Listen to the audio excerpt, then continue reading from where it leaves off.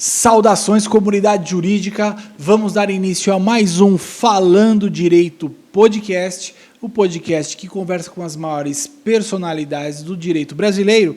E a nossa convidada de hoje é a advogada criminalista Kelly Pimentel, especialista em Tribunal do Júri, em execução penal, membro do IBCC-CRIM, da ABRACRIM, da ANACRIM e da CRIMESP, professora da matéria de execução penal e palestrante universitária. Roda a vinheta.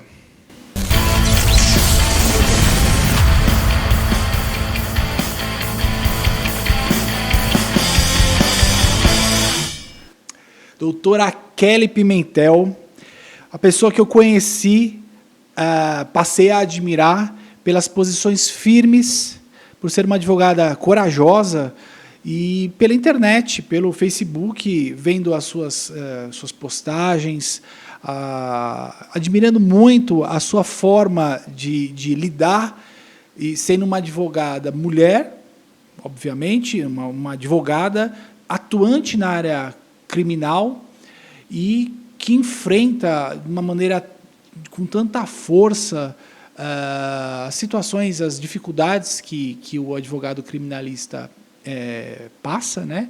E eu comecei a acompanhar a doutora pelo Facebook e passei a admirar, e foi aí que nasceu. Nós começamos a conversar ali pelas redes sociais e hoje nós estamos aqui conversando no Falando Direito. Obrigada, doutor André, pelas ponderações aí. A admiração, a recíproca é verdadeira. E eu fico feliz de ter esse alcance, né? Porque a gente tenta usar a rede social para demonstrar nosso trabalho e a gente não tem a noção da dimensão, né?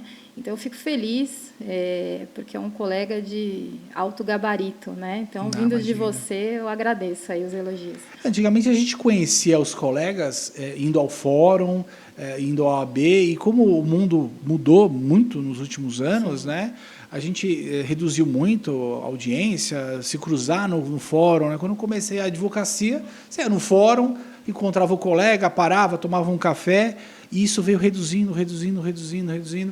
Então, a forma da gente conhecer os nossos colegas advogados agora é nas redes sociais. Sim, esse mundo virtual, né? Mundo virtual, e é uma forma diferente de conhecer.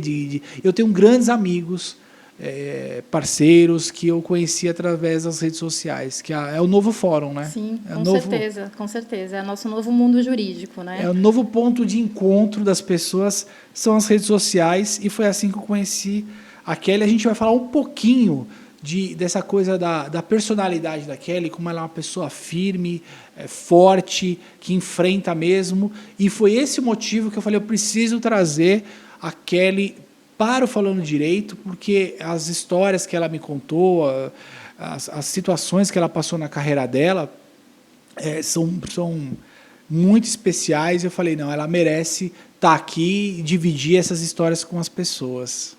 Bacana, André. Vamos lá. Não, eu queria saber uma história, essa eu já conheço. Por acaso, conta pra gente, Kelly, você era advogado do Patati Patatá? Como que é essa daí do Patati Patatá? Essa história é interessante, André.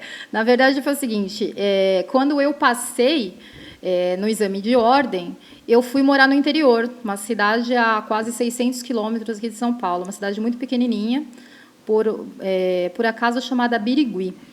E nessa cidade não tem crime, tá? Então não tinha trabalho para mim, porque eu já tinha a vontade de ser criminalista. Já no terceiro ano de direito, eu passei no concurso da Defensoria Pública para ser estagiária na VEC, na vara de execução penal. Então, eu já tinha essa paixão e já tinha essa certeza de que eu seria criminalista. Só que quando eu cheguei nessa cidade, lá não tem crime. Tá? Então, assim, hoje não sei, né? Já estou faz tempo longe de lá, mas na época a polícia lá prendia só quem estava com documentação atrasada, carro, né? A diversão do policial lá era prender carro, assim, raramente tinha um roubo, uma cidade muito tranquila. Então, no início da minha carreira, eu falei, poxa, né? Como é que eu vou fazer aqui nesse lugar, né? Como é que eu vou atuar na área criminal? E aí eu resolvi me cadastrar como correspondente jurídico, né? Muitos iniciam assim. E aí por curiosidade, eu recebi uma ligação de um escritório aqui de São Paulo. Doutora, você faz a área criminal, né? Precisamos de um trabalho, né? De uma diligência. Por acaso, você tem ouvido por aí passar um carro de som, né, dizendo que tem 2 palhaços se apresentando na cidade, tem um circo aí, né? Eu falei, sim, circo, porque era a atração da cidade. Então, assim, passava o carro de som o dia todo, hoje, patati, patatá, né? E o pessoal levava as criançadas, e aí o pessoal falou, olha, então, nós somos advogados do patati, patatá, da marca, né? Patati, patatá. E esses palhaços que vão se apresentar aí, por acaso, inclusive, não é o Patati Patatá. Então, nós precisamos o quê? Nós precisamos que a doutora impeça esse show ou peça para prendê-los em flagrante. Eram palhaços pirata aí. Exatamente, palhaços piratas. Então, eu aceitei a missão, né? Poxa, com maior empolgação, meu primeiro caso criminal na prática, né? De fato, como advogada. E, poxa, peguei o Código Penal, fui para a delegacia, né? Olha, aceito, fique tranquilo. Não vai ser apresentado os palhaços, né? Cobrei muito bem pelo trabalho, fui até a delegacia e, obviamente, chegando lá, quando eu precisei falar com o policial da mais alta patente, ele falou, doutora, mas a fila está dobrando a esquina, tantas crianças lá para ver os palhaços e, sabe, assim, eles estão trabalhando. Eu falei, mas é crime. Estão utilizando marca que não são deles. O senhor vai... Contrafação de marca. Exatamente. Né? Então, eu falei, o senhor vai ou eu preciso chamar o pelotão da cidade vizinha? Né? Eu só preciso do número da sua matrícula, do seu nome, para poder dizer que o senhor não quer atender a diligência e eu preciso requisitar, então, o batalhão da cidade vizinha. Não, tudo bem, doutora, né? Vamos lá. Quer ir no meu carro ou no seu? Não, vou no meu, tal. E fomos até o circo. Né? A fila realmente era gigantesca, porque esse circo estava apresentando a semana toda diversas atrações, mas naquele dia específico era mais caro o ingresso, pelo fato de ser o Patati Patatá, né? Palhaços famosos. E estava gigantesca naquele dia a fila, e nós entramos pelos fundos, e o policial chamou o dono do circo, né? E aí ele falou, olha, estou aqui com uma advogada, ela é advogada do Patati Patatá, da marca, e está dizendo que não pode se apresentar. Né? E o cara chamou o policial de canto, aquele famoso jeitinho que a gente já conhece. Né? Talvez ofereceu algum dinheiro, não sei. E aí o policial veio, ficou um pouquinho falando com ele, eu com um código civil daquele tamanho, aqueles pesos de porta mesmo, né? Porque eu fui para mostrar para ele que, de fato, aquilo era crime, né? Porque o policial, poxa, não está acostumado a prender nem bandido, nem ladrão, nem traficante, quanto menos um crime que não é tão usual, não é tão comum, né? Sim, sim. Então, eu estava ali com o código para mostrar, e aí ele veio e falou, doutora... Falei com o dono do circo, e é o seguinte, eu conheço, viu, os advogados desse Patati Patatá lá de São Paulo, os caras também, eu vou te falar, né, não são lá essas coisas de honestidade. Eu falei, olha, eu não estou aqui para questionar a honestidade dos advogados, eu estou aqui para coibir um crime. O senhor está aqui para isso, o senhor é policial. Então, se eu vender balinha de maconha na porta da escola, porque está enrolada numa embalagem bonitinha, pode, porque eu estou fazendo bem para as crianças, porque eles são felizes.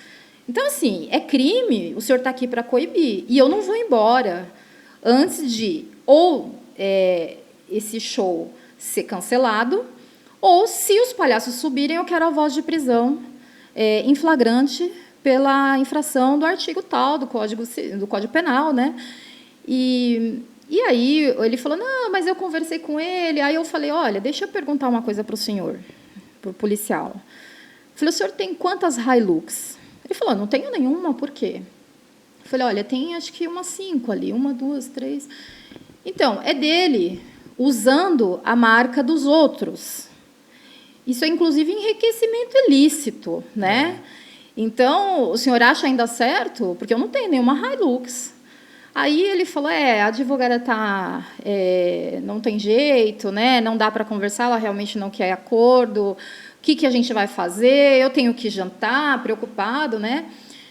E eu falei, olha, se o senhor quiser ir jantar, fique à vontade. Eu já falei, eu chamo o advogado, o policial da cidade vizinha, o pelotão da cidade vizinha. Não, doutora, vamos lá, lógico, né? Ele tinha que cumprir a função dele, senão seria até prevaricação. E aí, o dono do circo falou, olha, a gente faz como? Eu falei, bom, eu tenho duas soluções. Ou a gente evita, o senhor cancela o show, né? Estava para abrir o circo. O senhor vai na fila, cancela o show, ou eu quero que o senhor policial dê a voz de prisão para os palhaços em cima do palco na hora que eles subirem por flagrante, né? E eu acho que vai ser muito mais traumatizante para as crianças ver 2 palhaços serem presos. Então, acho que a gente pode evitar isso. E aí... Eu acho que as crianças da cidade ficariam extremamente traumatizadas se elas vissem o Patati e Patatá serem presos, serem algemados. Imagina como seria como que cresceria, né? Não, realmente ia trazer um transtorno para toda a cidade, né? Porque devia estar quase a cidade inteira lá, né? No mundo criminal, o palhaço tem significado. Imagina só, a coitadinha da criança já ia crescer. Ia, né, ser potencializado a figura do palhaço. Sim, exatamente.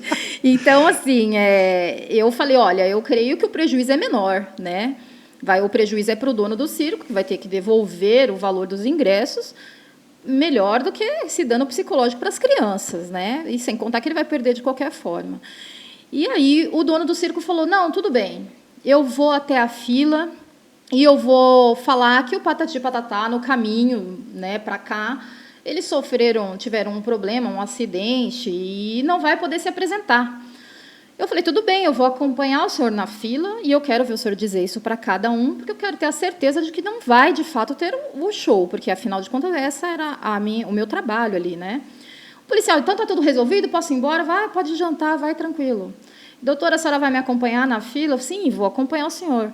Aí ele falou, mas a senhora não é a advogada da galinha pintadinha também não, né? Porque eu vou ter que apresentar a galinha pintadinha no lugar deles. Mas a senhora não é a advogada da galinha pintadinha. Eu falei, por enquanto não. Hoje o senhor pode apresentar a galinha pintadinha. Se amanhã o pessoal da galinha pintadinha me contratar, eu volto, né? E assim eu fui com ele e ele realmente teve muita gente devolveu dinheiro, muita gente não quis mais assistir a galinha, não quis assistir no caso a galinha pintadinha, né? Não dá. E aí muita gente o público da Patati Patatá não serve a galinha quis pintadinha. Assistir a galinha pintadinha. Então metade daquela fila foi embora, ele devolveu o dinheiro. Eu fiquei lá aguardando iniciar, né, o show da galinha pintadinha para ter certeza de que não teria de fato o show do Patati Patatá. Fotografei para mandar para os meus contratantes, no caso os advogados da marca, né, para mostrar o êxito do trabalho. E aí eu fiquei conhecida na cidade como a advogada do Patati Patatá, porque por conta da advogada não teve o show que tanto o pessoal esperava. Foi meu primeiro caso na área criminal, que para mim, assim, foi, além de a questão profissional, foi uma coisa que marcou, né? Porque é um crime logo de cara diferente.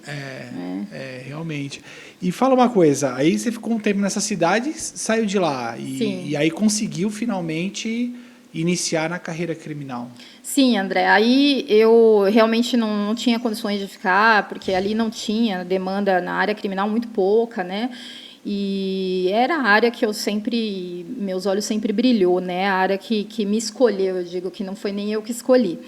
E então eu retornei para São Paulo, né? Fiquei acho que menos de 2 anos ali naquela cidade e voltei para São Paulo. E aí aqui, de fato, eu já cheguei já encarando o criminal, né? Sem ter padrinho, sem ter ajuda de ninguém. Eu fui e já comecei a atuar na execução penal, inclusive, porque era a área que eu mais entendia, porque eu trabalhei 2 anos como estagiária ali na Defensoria Pública, atendendo familiares de preso todo dia.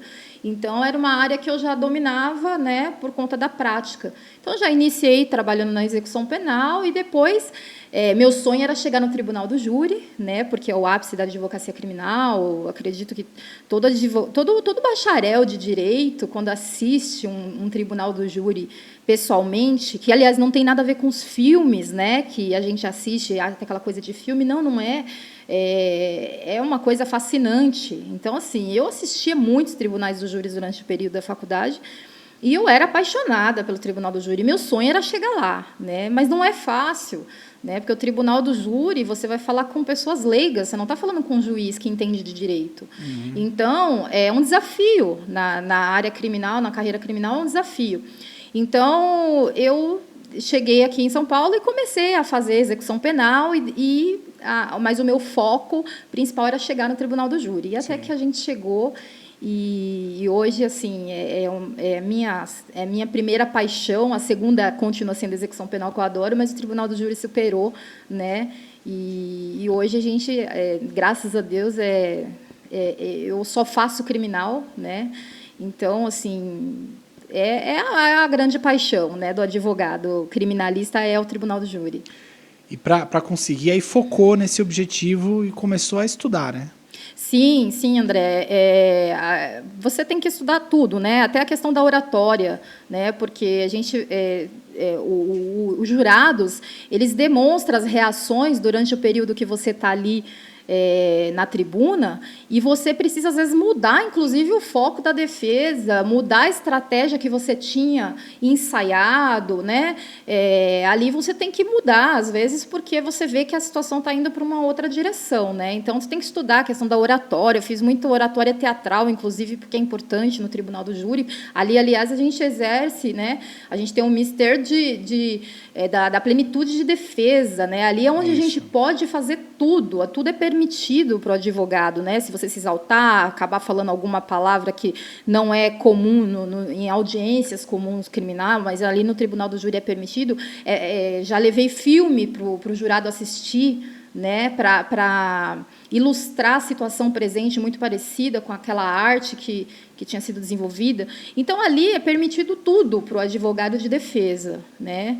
Então, assim, exige, sim, eu não peguei meu primeiro júri depois só de estudar. Eu fui assistir com colegas e participar, dividir a tribuna com colegas, diversos júris, antes de pegar o meu primeiro, né? Então, exige isso é importante, bastante. Né? Isso sim, é importante. Com certeza. Acompanhando com um colega mais experiente, assistindo, fazendo algumas partes para finalmente chegar um dia e assumir, né? Sim, com certeza. O Tribunal do Júri não dá para se aventurar, né? Não dá para você... Aliás, nenhuma área, mas, assim, lógico, tudo vai ter seu primeiro. Né? Todo tem a primeira vez. Mas o Tribunal do Júri, não dá para você pegar um primeiro Tribunal do Júri sem ter participado de diversos e tudo mais. É complexo, né? Sim, sempre fazer uma audiência civil, trabalhista, uma audiência criminal, tudo isso demanda preparo. Com certeza. É que o Tribunal do Júri é um pouco mais complexo, né? Sim, está até aberto ao público, né? Então, você tem, às vezes, até alunos que vêm assistir, colegas que estão lá te prestigiando, você se sente até avaliada por colegas criminalistas, inclusive, que estão ali,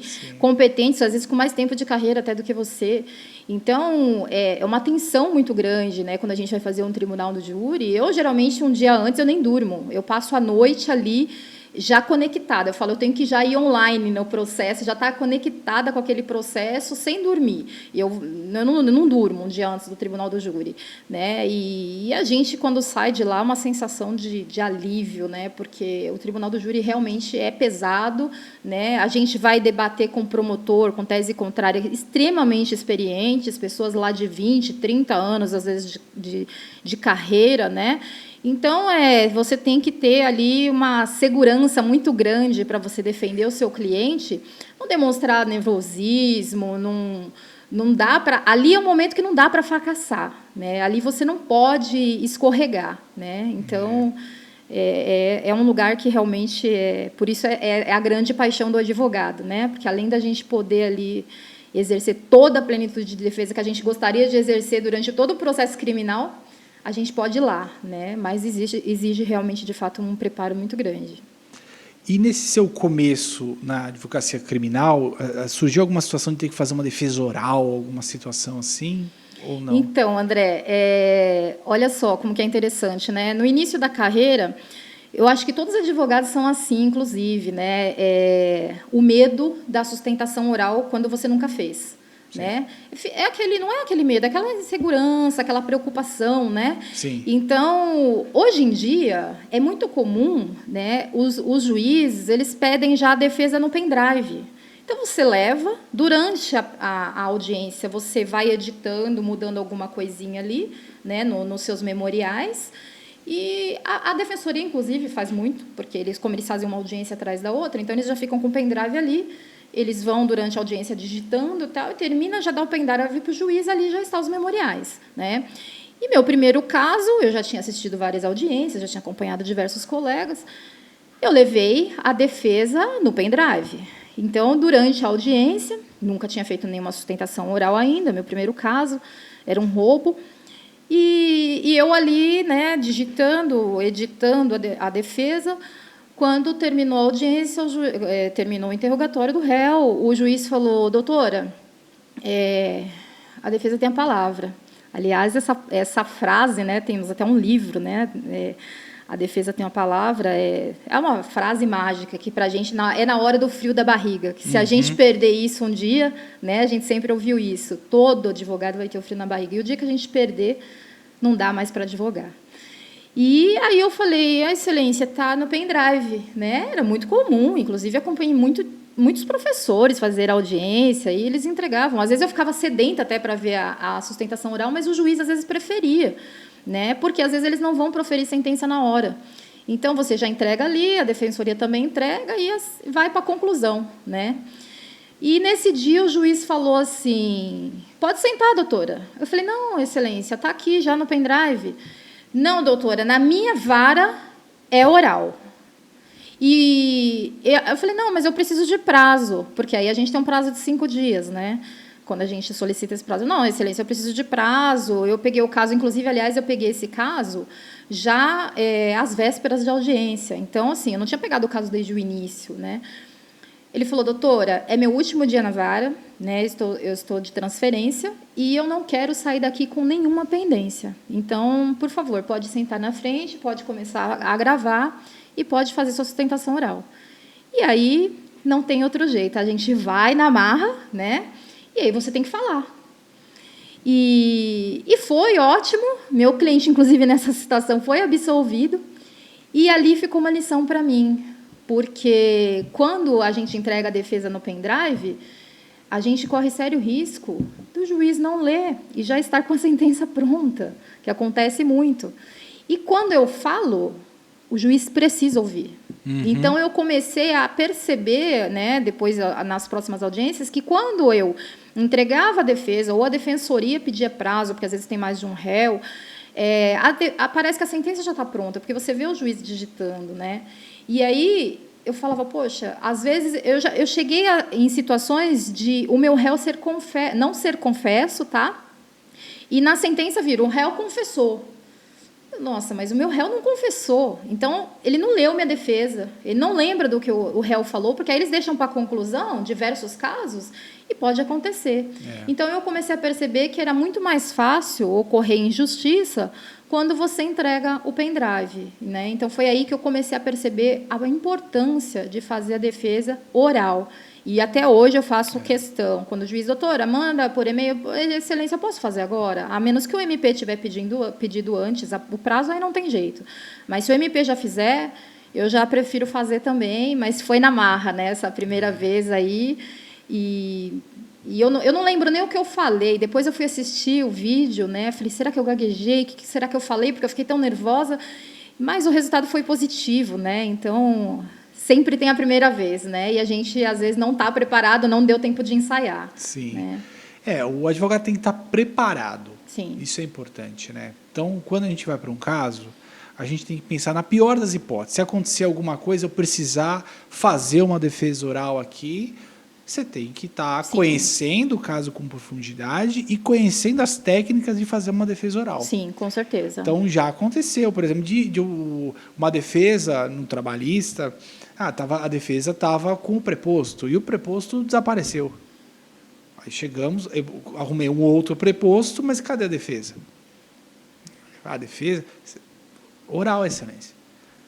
Aí eu lembro que o juiz falava assim: doutor, o senhor não trouxe a defesa? Aí eu respondi: eu trouxe a defesa. Está aqui. Oral. Ela vai ser feita agora. Então, aí você tem que estar preparado, né? Sim. E isso é uma grande magia aí da advocacia, é isso, né? Porque não pode ser uma coisa também tão quadradinha, tal, você tem que estar preparado para todas as situações. Verdade. Né? Tem que estar com essa... André, eu me recordo de um caso que eu tive em Guarulhos, que o promotor, nós terminamos, foi uma audiência, era véspera de feriado, 9 horas da noite, nós estávamos no fórum ainda, o juiz super cansado, toda hora olhava no relógio, né? E aí, quando chegou na hora dos memoriais, o juiz falou para o promotor, o senhor vai apresentar o pendrive? Ele fechou a tampa do notebook com uma brutalidade, bateu na mesa e falou, eu vou fazer oral agora. Abriu a capa do Batman dele e foi. E assim, ele pediu para prender todas as minhas testemunhas, né, por falso testemunho, porque era um caso de um tráfico forjado, e a gente conseguiu, por acaso, testemunhas, porque é raro, geralmente o pessoal tem medo de ser testemunha em casos de tráfico forjado, por conta dos policiais, de não sofrer represália.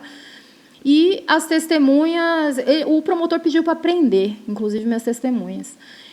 E foi muito coerente os depoimentos. Pessoas que nem conheciam o réu, mas que se disporam a ir lá e falar que foi uma injustiça, que eles viram que não tinha droga com aquele rapaz, né, que eles tiraram de dentro da viatura. Então, foi uma audiência bem calorosa. E o Ministério Público falou, não, eu vou apresentar agora. Eu estava com a minha defesa pronta, porque eu tinha quase certeza que ele ia pedir prazo, véspera de feriado, 9 da noite, né? E aí ele foi e fez. Só que assim, quando ele começou a mandar prender e andando pela sala e fazendo toda aquela linda sustentação oral dele, eu falei, não vou entregar, porque se eu entregar a escrita com essa sustentação oral dele, meu cliente vai ser condenado. E aí, quando ele terminou, né, o promotor, por ocasião, inclusive, já me conhecia, já tinha feito outras audiências comigo. Inclusive, ele é ex-advogado, super gente boa fora da sala, mas dentro da sala ele é terrível, né? Ele realmente incorpora ali o espírito da acusação de fato. E ele não é fácil. E aí o juiz falou, doutora, a senhora vai apresentar por pendrive, né, doutora? E olhando no relógio, eu peguei e fiz igual, né? Bati a tampa do meu notebook, falei, excelência, ele bancou o herói, agora é a vez da Mulher Maravilha, eu vou falar. E aí, o que eu fiz? Em contrapartida, em relação ao pedido de prisão das testemunhas por falso testemunho, então eu peço a instauração de ofício de investigação dos policiais que aqui estiveram e mentiram em juízo, porque as testemunhas estavam extremamente coadunadas, enquanto os policiais, geralmente, eles vêm com o boletim de ocorrência decorado, porque não tem como um policial lembrar detalhes, riquezas de um caso que ele fez há 5 anos, sendo que ele faz 5, 6 prisões por dia, às vezes. Né? E as testemunhas não tinham como estarem, elas nem se conheciam. Né? E foi um caso muito bacana, porque daí eu fui, e aí eu incorporei um negócio que eu até esqueci o que tinha ali escrito. Né? Eu fui e comecei a fazer igual a ele, e foi muito bacana. Quando eu terminei, o juiz, na ocasião, inclusive era um juiz substituto, doutor, eu agradeço a aula aqui hoje, porque fazia tempo que eu não via uns debates orais tão acalorados, porque, de fato, ali, eu até, assim, de verdade, além do profissionalismo, foi uma questão de honra, eu falei, não, peraí, né, ele foi, e foi uma coisa muito bacana, né, meu cliente foi absolvido nesse caso, né, tenho testemunhas de pessoas que acompanharam essa situação. Foi absolvido o rapaz, né? E foi bem legal, né? Essa questão da sustentação oral, por isso que ela é muito importante. Porque se eu tivesse entregado por pendrive, eu não sei se talvez teria alcançado essa absolvição. Essa escolha de qual caminho tomar é importante, né? Porque de repente você fala assim, eu tenho o pendrive aqui, porque uma coisa é cumprir o ato processual. Sim. E a outra coisa é cumprir o ato processual da melhor maneira possível. Com certeza, dar o seu melhor e falar, nossa, eu saí daqui. Inclusive, o juiz, no dia, o promotor terminou a sustentação, ele não esperou a minha, ele saiu da sala, né, e foi embora. E aí, quando eu terminei, aliás, ele esperou eu terminar a minha e não esperou o juiz falar, né, cumprimentou, porque já imaginava, o juiz falou, não vou sentenciar hoje. Ele foi embora e o juiz falou, doutora, vou mandar soltar seu cliente, porque meu cliente estava preso há 9 meses, né? E aí ele falou, não estou antecipando a sentença, mas vou mandar soltar. E eu não tinha pedido, inclusive, a soltura do cliente. Tanto é que, no domingo, o promotor subiu uma petição dizendo, mas como deu de ofício? A advogada não pediu nem o Ministério Público.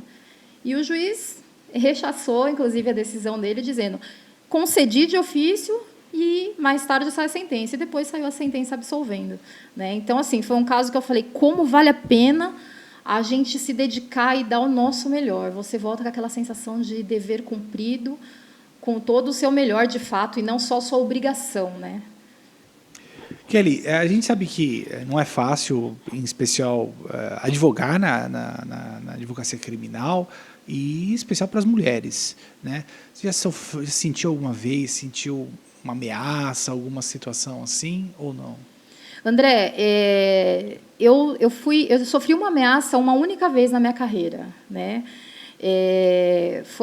Tinha um preso que ele estava no regime semiaberto e ele estava na saída temporária de Natal.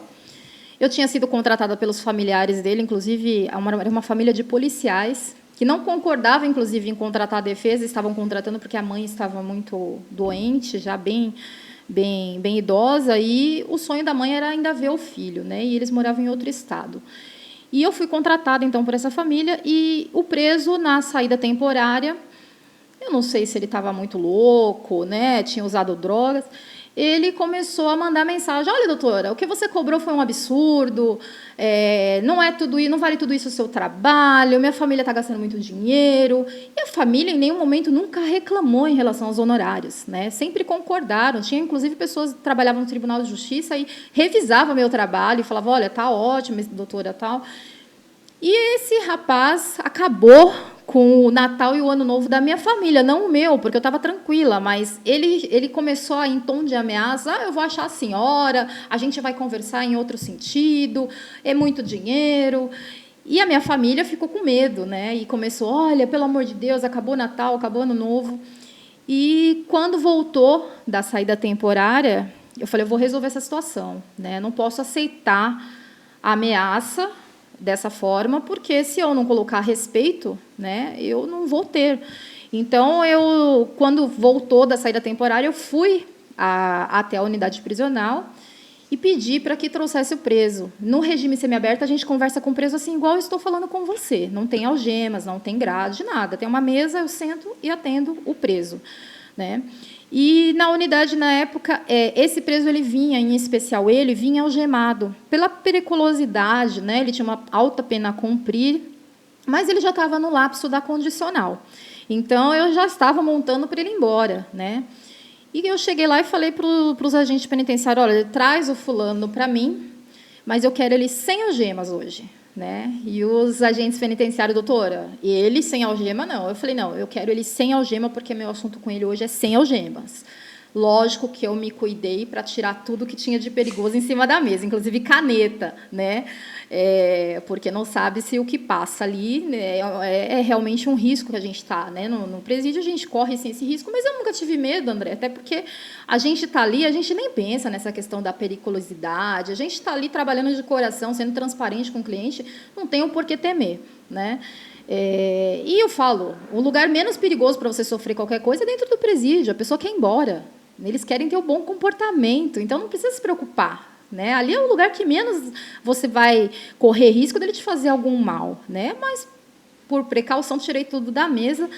E ele chegou, ele era muito grande, né? Ele chegou, eu falei: tudo bem? Ele falou: tudo bem, doutora. Nossa, eu estou feliz que você está aqui, porque, lógico, né, a alegria deles, ver o advogado é uma alegria, porque é a esperança, né? O advogado criminalista, ele leva a esperança. Então, ele: doutora, que felicidade. Eu falei: sem felicidade.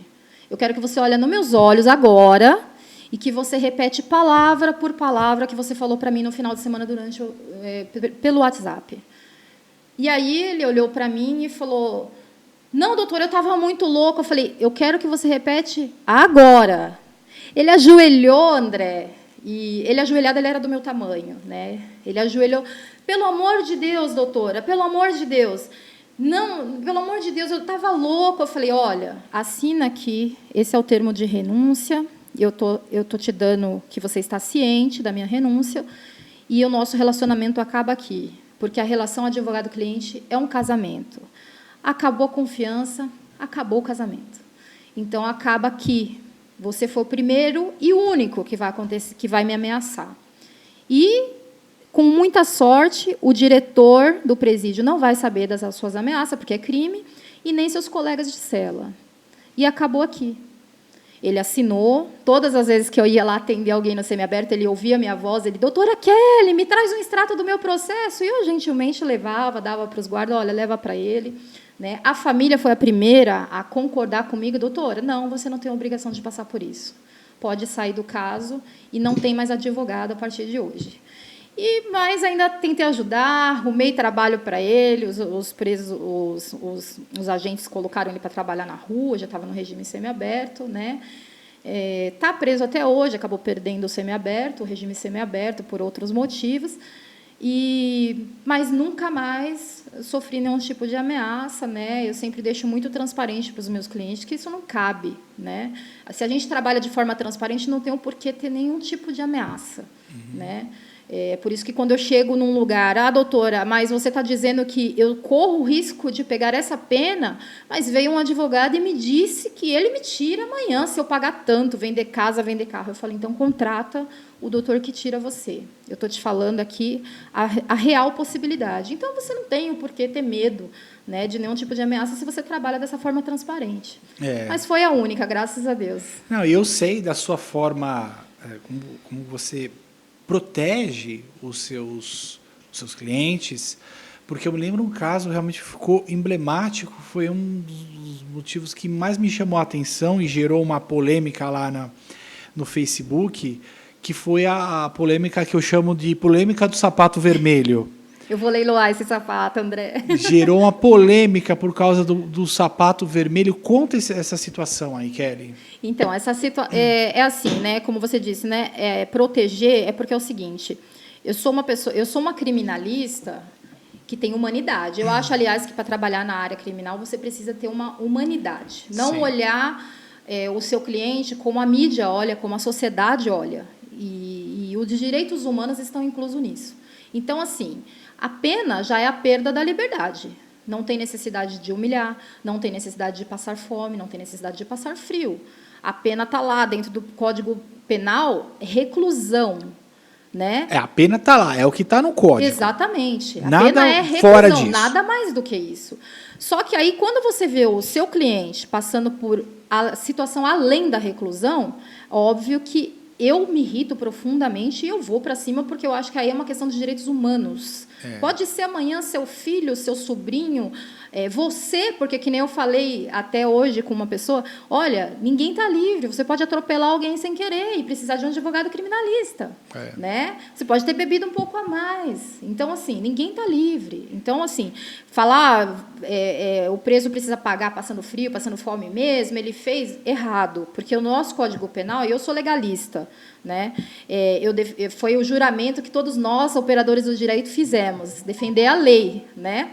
Então, o que está na lei tem que ser cumprido. E a legislação não manda faltar com humanidade, é privação de liberdade. E essa questão do sapato vermelho era um tribunal do júri que eu estava fazendo, e o réu, eu tinha pedido para que ele participasse, o tribunal do júri, com roupa, né, de civil.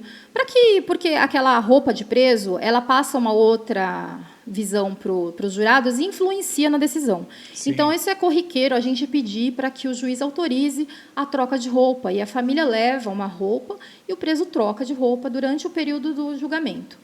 E o meu cliente tinha sido autorizado, ele participou de todo o julgamento com uma roupa de civil, tênis, né, camisa social, tal, sapatos. E, no final do julgamento, foi condenado, né, inclusive. Aí, quando ele vem para ouvir a sentença, ele já volta com a roupa de preso, né? Já tirou a roupa de civil e volta com a roupa de preso. E, nesse dia, era por volta de meia-noite, e o réu veio com um chinelo no dedo, porque geralmente eles estão de chinelo de dedo, só que estava muito frio. Né? O meu pé, como o meu sapato era um pouco aberto, né? Ele era um sapato de bico fino, mas ele deixava bem o peito do pé aberto, meu pé estava meio roxeado de frio. E, quando eu bati o olho, que eu vi ele com aquele chinelo, eu pensei comigo, né? Por que ele precisa passar frio?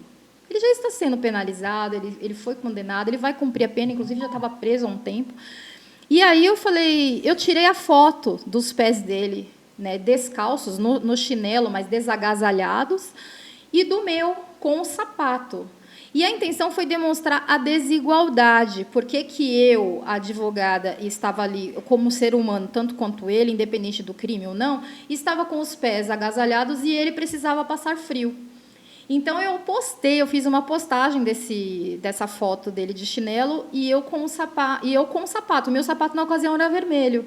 Então, quando eu fiz essa postagem, quando você posta alguma coisa em relação a direitos humanos de preso, nossa, é uma polêmica gigante, porque o pessoal está acostumado a assistir noticiário onde preso tem que morrer. Mas eu vi a postagem, Kelly, eu entendi a sua intenção. Mas a pessoa tem que ver a foto, ler e entender. Sim. Pensar e entender. Mas não foi. Aí comecei a ler os comentários e vi que muita gente não entendeu. Porque não leu e não pensou sobre aquilo. Inclusive, muitos advogados, né, colegas advogados, diziam assim, coitadinho do réu, né? Ele está sem sapato porque ele precisou pagar os seus. Né? Eu via comentários assim, olha, leva para sua casa. Né? E aí eu fiquei extremamente irritada. E aí eu falei, olha, eu vou fazer uma live para acabar com esses comentários, eu vou fazer logo uma live. E eu estava de pijama, né, inclusive, porque eu estava cansada, tinha sido um júri de 12 horas, né, ininterruptas, onde a gente teve assim, um pequeno intervalo. Eu estava 7 dias debruçada somente naquele processo, né, fora o tempo, os anos que eu já vinha trabalhando. Eu estava super cansada, de pijama, sem dormir, com uma olheira terrível. E aí eu fiz uma live e falei, olha, não faço questão de estar arrumada, né? Eu estou de pijama porque eu estou destruída, eu estou em cima desse processo há dias e eu estou aqui para dizer para vocês, se o réu pagou o meu sapato, eu trabalhei para isso. Levar para minha casa, não vou levar, mas é meu cliente, é uma questão de direitos humanos. E aí eu fiz essa live e ficou o pessoal conhecido como a doutora dos sapatinhos vermelhos. Então, até hoje, todas as minhas postagens, eu coloco a balancinha do direito e o sapatinho vermelho. E os advogados, quando eu posto fotos no tribunal do júri com outra cor de sapato, o pessoal fala, cadê o sapato vermelho, doutora? Eu tenho que postar o sapatinho vermelho e o patati patatá. É verdade. André, vou começar a adotar a partir de agora o palhacinho, mas não, doutora, não dá. Sabe por quê? Daí vão achar que eu estou fazendo apologia ao crime, porque no crime o palhaço tem o significado que significa matador de policiais. Exatamente. Então, não dá, porque aí vão achar que eu estou coadunando com o crime. Está incentivando. Verdade. Exatamente. Não dá. Melhor deixar só no sapatinho vermelho. Eu tinha pensado nesse pequeno detalhe. Era melhor se tivessem te contratado pela Galinha Pintadinha, que você não poderia postar a Galinha Pintadinha, não teria esse problema. Verdade, a Galinha Pintadinha eu poderia postar. Aí poderiam falar também que está incentivando a, sei lá, abuso de animais. Mas vamos lá.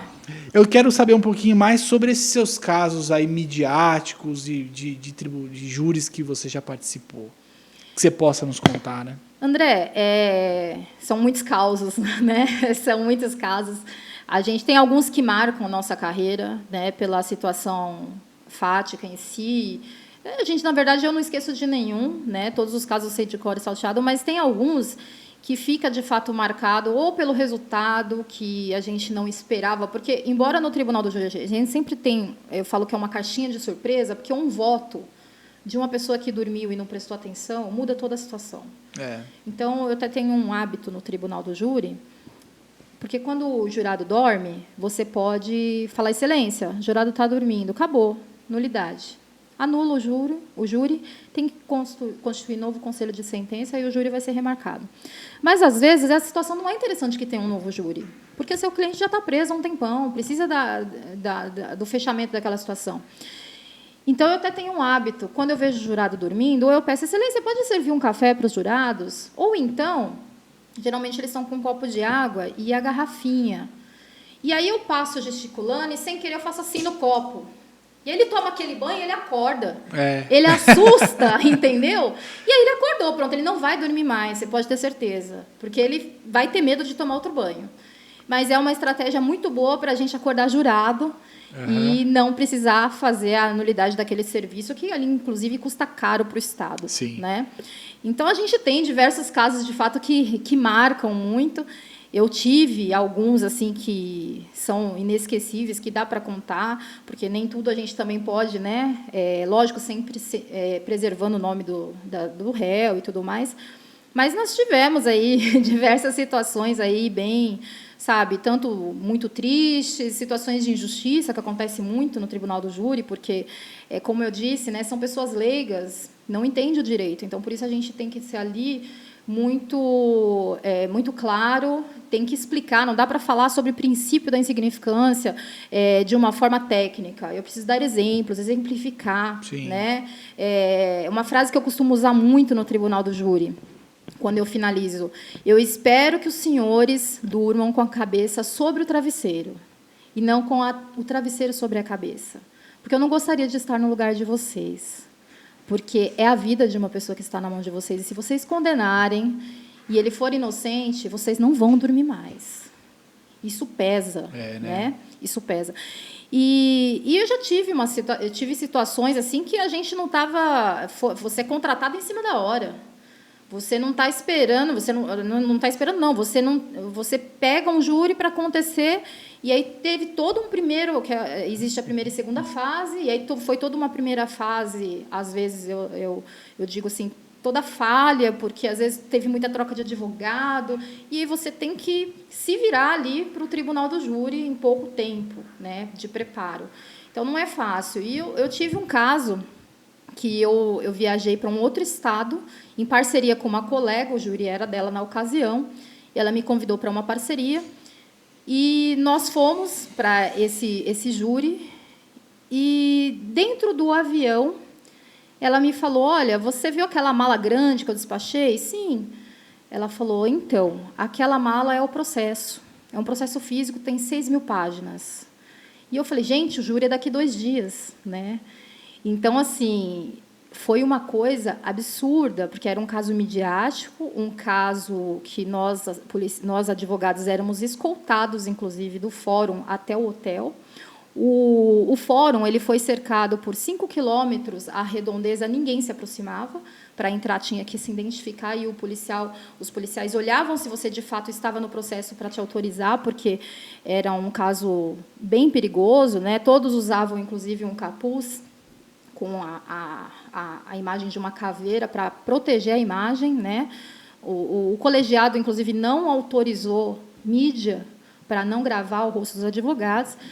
E eu tive que, então, ajudar, né, essa colega, estava ali nesse embate, nessa parceria, e nós tivemos que... Eu me recordo que eu passei a noite toda, né, lendo esse processo, e tiramos até uma foto que era muito papel em volta da cama, no chão, mala aberta, e foi para a gente um desafio, sabe? Ler aquele processo em 2 dias e conseguir, de fato, fazer uma defesa. Só o interrogatório do delegado responsável pelo caso durou 8 horas, sem intervalo. Né? Então, foi um caso que me marcou bastante. Né? Tive um outro caso também, que foi um caso também de mídia, onde haviam diversos réus, diversos advogados, e nós tínhamos um réu que tinha insanidade mental, só que eu não instaurei o incidente, porque preocupada com a questão da medida de segurança se tornar-se perpétua.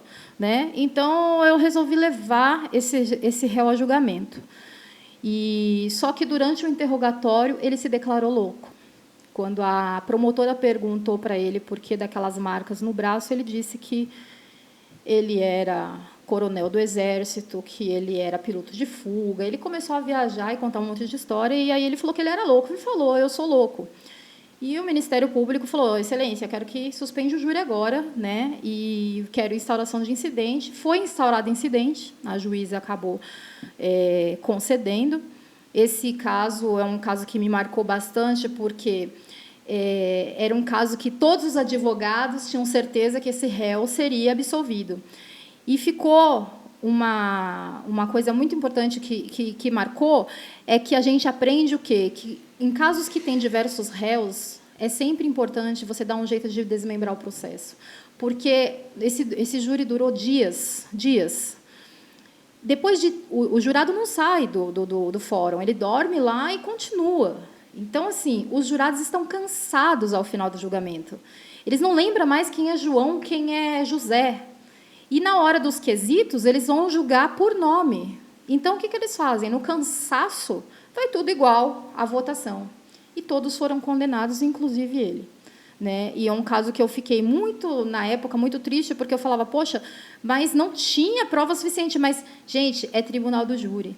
O júri está cansado, os jurados estão cansados, não se recorda mais do nome. Então, o que a gente começa a pensar? Olha, não é interessante que vá todos a julgamento, e sim desmembrar o processo para que o jurado, de fato, grave, porque aí é um só para ele julgar, porque são muitos quesitos, né? Então, esse caso também ficou bem marcado. Um dos meus clientes foi absolvido no júri, né? Mas tinha sido, na ocasião, inclusive, desmembrado, e ele tinha ido ao júri sozinho. Era desse mesmo caso, mas ele foi sozinho. O que foi sozinho foi absolvido. Né? E o que foi com todos os demais foi condenado com os demais. Então, isso ficou realmente provado que, quando é pluralidade de réus, né, a gente acaba tendo aí uma confusão, de fato, dos jurados, e o erro, o risco de injustiça é muito maior. Né? Entendi. Essa questão do tribunal do júri dá muitas histórias, né? Porque são processos muito ricos sempre, via de regra, né? Sim, tem. Todos eles têm sempre são casos sempre emblemáticos, né, André? São casos, cada um tem sua peculiaridade. Não dá para ter um tribunal de júri igual ao outro. Sempre a gente tem surpresas, muda alguma coisa. A gente tem que estar sempre com uma carta na manga, ter um plano A e um plano B, para que, se o A der errado, qual você vai utilizar, né? Então, a gente vai já preparado para isso. Eu, no tribunal do júri, eu costumo assim post-itar, eu coloco post-it em tudo, e gigantes e de cores diferentes. Então, eu sou muito visual. Então, ali na hora do tribunal do júri, para você manejar um processo de 2.000 páginas, enquanto o Ministério Público está lendo alguma coisa para os jurados, você precisa estar ali para ver se ele realmente não pulou nenhuma página, ou ele não está lendo alguma coisa que não foi juntada aos autos. E aí você não tem tempo hábil para ficar lembrando. Então, eu costumo fazer o quê? Eu repasso todo o processo uma noite antes, por isso que eu disse, eu não durmo, né? E aí, quando eu vejo aquilo muito importante, eu ponho lá um post-it gigante de uma cor diferente. Então, na hora, quando eu estou fazendo, eu falo para a minha estagiária, a cor rosa, aquele papel assim com aquela flecha, ela já me dá, eu já sei que é aquilo. Então, assim, até esse preparo, eu falo que é muito importante. Porque se você deixar para manejar o processo ali na hora, você se perde. Sim. O tribunal do júri é o glamour. Agora eu quero falar sobre o que, na minha opinião, eu civilista, é o oposto do glamour do tribunal do júri, que é a parte que tem que ir lá no presídio, né?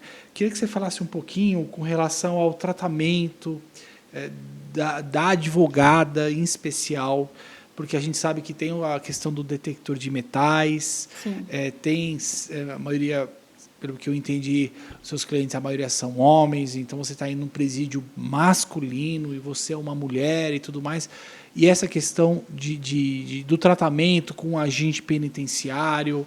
Sim, André, 99% dos meus clientes são masculinos, né? Eu prefiro até. E a gente, tanto assim, tem duas questões, né? Tem a questão do tratamento quando você é mulher, porque, assim, primeiro, pode demonstrar ela é mais frágil. Então, às vezes, porque, assim, nem todo mundo ali tem a mesma forma de trabalho, nem todo mundo tem a mesma ética. Às vezes, você pega pessoas mais truculentas. Então, o que a gente percebe? Que, com a advogada mulher, é mais comum, né, esse tipo de truculência, porque a mulher é mais sensível, ela não vai ficar, né, aqui com embate, ela vai acatar o que a gente falou. E não, né, ali você tem que saber defender sua prerrogativa. A partir do momento que você sabe defender sua prerrogativa, você está tranquilo, entendeu? Eu falo que você saber suas prerrogativas é sua arma, né? Eu raramente raramente não, eu nunca precisei chamar as prerrogativas. Nós estamos aqui, salvo engano, esse é o episódio 12, né, Lucas? 13º episódio, e eu estou questionando a todos os advogados que estão vindo aqui, acho que a maioria deles, se já tiveram alguma necessidade de acionar a comissão de prerrogativas.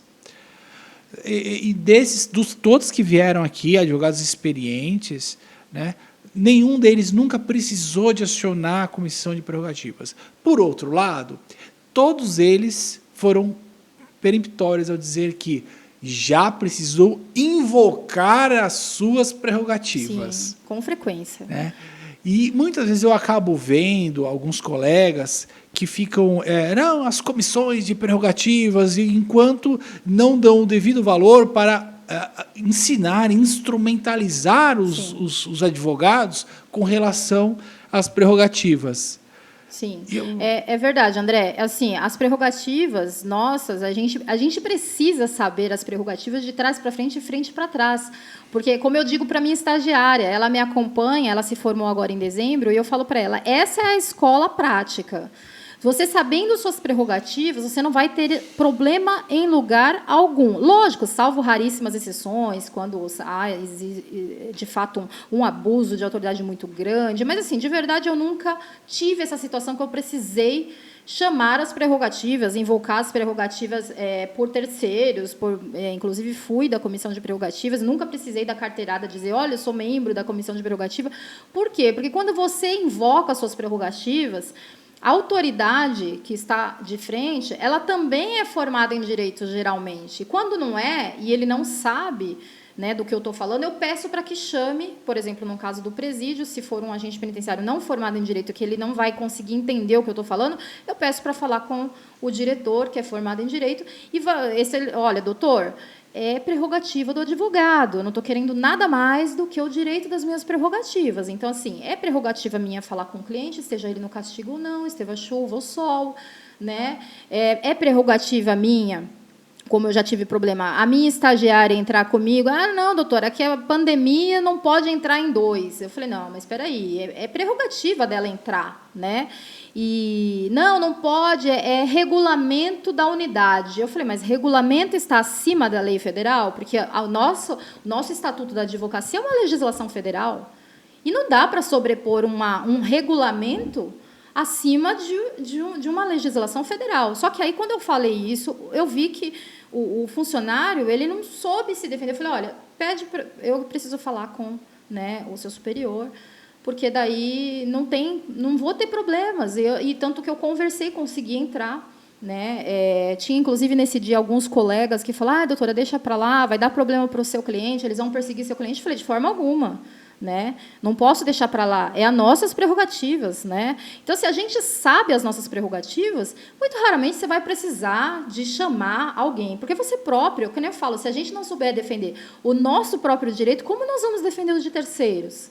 Então, assim, a obrigação do advogado saber suas prerrogativas. Só que, quando você inicia na carreira, você não tem essa experiência ainda. Então, eu acho bem importante, né, isso ser, sim, passado sempre para o advogado, até mesmo, às vezes, muitas vezes, acredito que o importante seria até na própria entrega de carteira, né, o advogado ter ali, de repente, um curso de prerrogativa para que ele esteja preparado, né, para enfrentar isso e ele saber defender, de fato, suas prerrogativas sem, de fato, precisar acionar, tomar aquela canseira, esperar alguém chegar, né?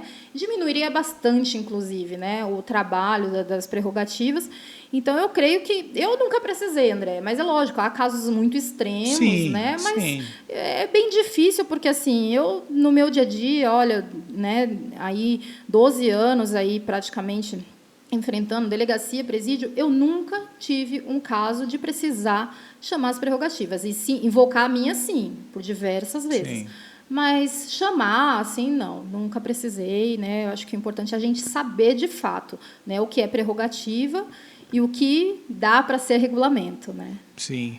E quanto ao papel da ordem na formação do advogado, além dessa questão das prerrogativas, que eu acho que falta isso para a ordem, a gente vê que as prerrogativas são prerrogativas do advogado, então ele não estudou prerrogativas a rigor na faculdade, né, porque a faculdade é de direito, não é uma faculdade de advocacia.